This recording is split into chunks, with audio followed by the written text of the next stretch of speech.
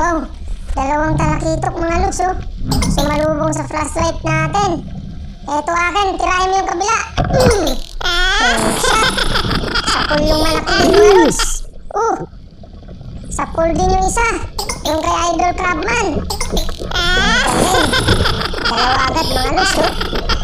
Kailangan to ng second shot. Back up, dali. Idol Marlon. Ayun.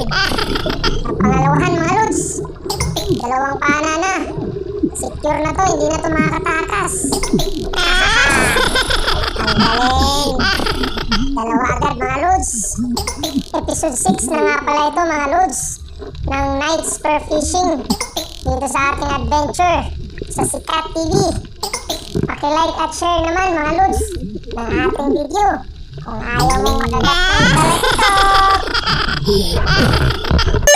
Ayan, napakaraming biyaya ngayong gabi mga lods. Salamat sa Panginoon. Kami nga pala ay all-time mangingisda mga lods. Ito na aming napiling karera at hanap buhay. Salamat sa inyong patuloy na pagtutok.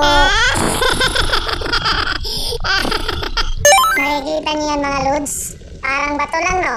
Pero snapper yan. Bigyan natin. Shot mga lods. Wow, ang laki niya pala oh. Hahaha. Ang benta na to mga lods. Ang laki oh. Nice. Nice one.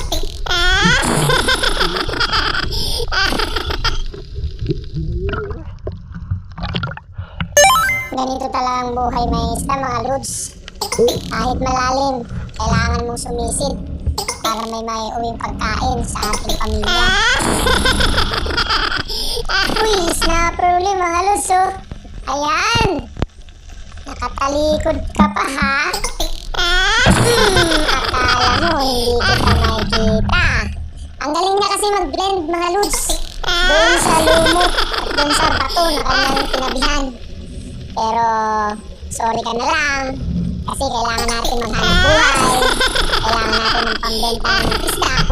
At ikaw talagang gustong gusto ng mga mahilig sa sabaw.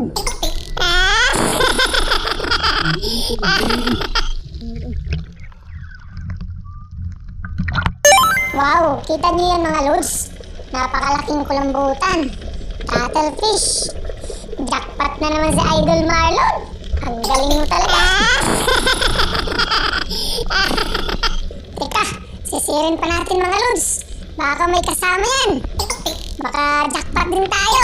Talagang mahirap itong ginagawa namin mga lods.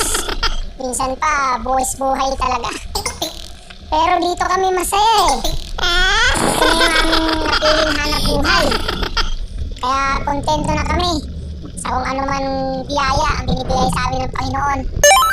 Walang kasama yung kulambutan mga lods. Hindi isa lang ata yun, hanap tayong isda. Uy, eto mga lods oh, nakasilip, ang laki oh. Aswang fish. Sapol sa headshot mga lods. Grabe ang laki. Wow, kita niyo yan mga lods oh. Grabe, halos takpan niya na yung buong camera natin. Kapal pa. Aswang fish ang tawag dito mga lods. Ito yung ipos-ipos kung tawagin. Ayan o, ang kapal nito. Ang sarap-sarap nito sa prito. Ito mga lods. Abangan nyo ang kadugtong sa part 2 mga lods.